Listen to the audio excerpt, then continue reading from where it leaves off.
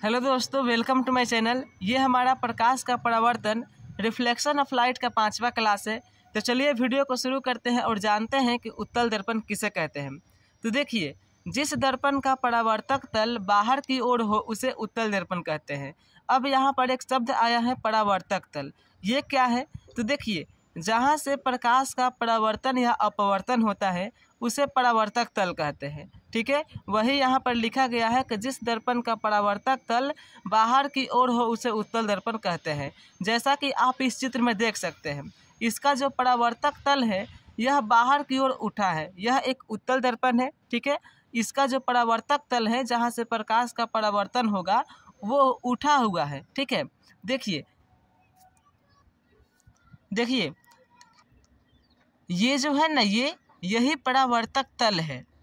यहीं से प्रकाश आएगी और रिफ्लेक्ट हो जाएगी, जैसा कि चित्र में दिखाया भी गया है। यहाँ से प्रकाश की किरण आई और इस परावर्तक तल से टकराई और टकराने के बाद रिफ्लेक्ट हो गई है।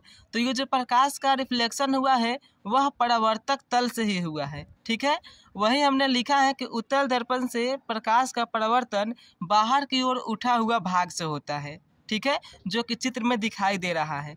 वही यहाँ पर लिखा गया है कि परावर्तक तल बाहर की ओर उठा है और जो धंसा हुआ भाग होता है उसको हम कलर कर देते हैं, यानी कि कलई कर देते हैं। ठीक है, तो उत्तल दर्पण समझ में आ गई। उत्तल दर्पण किसे कहते हैं? तो जिस दर्पण का परावर्तक तल जहाँ से प्रकाश का परावर्तन या अपवर्तन होता है, तो जिस दर्पण का परावर्तक तल बाहर की ओर उठा हो उसे उत्तल दर्पण कहते हैं। ठीक है, चलिए अब हम उत्तल दर्पण के उपयोग को जानते हैं कि उत्तल दर्पण का जो उपयोग है वो कहाँ कहाँ होता है।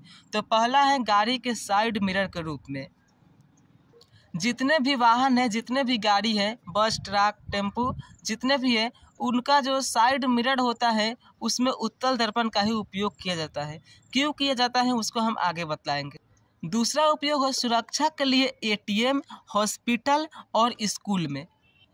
एटीएम में क्यों लगाया जाता है, हॉस्पिटल में क्यों लगाते हैं और स्कूल में क्यों लगाते हैं? तो देखिए, एटीएम में इसलिए लगाया जाता है कि जब कोई व्यक्ति एटीएम से पैसा निकालता है तो वह पीछे के व्यक्तियों को देख सके, क्योंकि जो उत्तल दर्पण होता है बहुत बड़े क्षेत्र को छोटा करके दिखा देता है।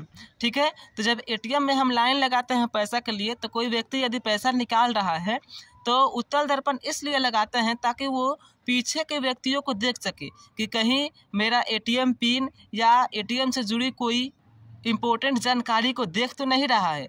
इसीलिए एटीएम में उत्तल दर्पण का उपयोग करते हैं, पीछे के व्यक्तियों को देखने के लिए कि ये हमारा कहीं एटीएम पिन या इससे जुड़ी कोई जानकारी को देख तो नहीं रहा है। ठीक है, और हॉस्पिटल और स्कूल में इसलिए लगाते हैं क्योंकि हॉस्पिटल या स्कूल में ज़्यादा भीड़ हो जाए तो उत्तल दर्पण की सहायता से देखा जा सके, क्योंकि यह जो है बड़े क्षेत्र को छोटा करके सही सही दिखलाता है। ठीक है, इसलिए इसका उपयोग सीसीटीवी कैमरा में भी किया जाता है, जो कि हमने यहाँ पर लिखा भी है 4 नंबर के सीसीटीवी कैमरा में। यह जो होता है उत्तल दर्पण, इसका उपयोग सीसीटीवी कैमरा में भी किया जाता है।